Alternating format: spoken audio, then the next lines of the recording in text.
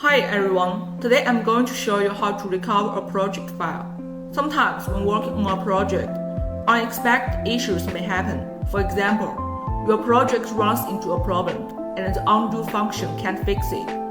Just like in my case here, the main control circuit has disappeared and undo doesn't bring it back.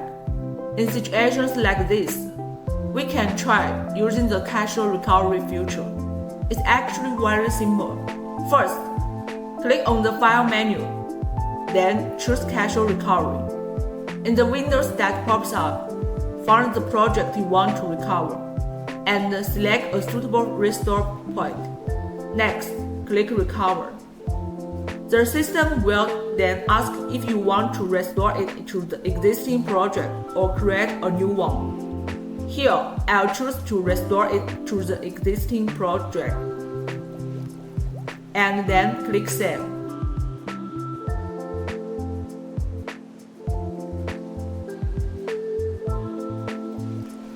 Now, on the left-hand side, you can see a new board has been added.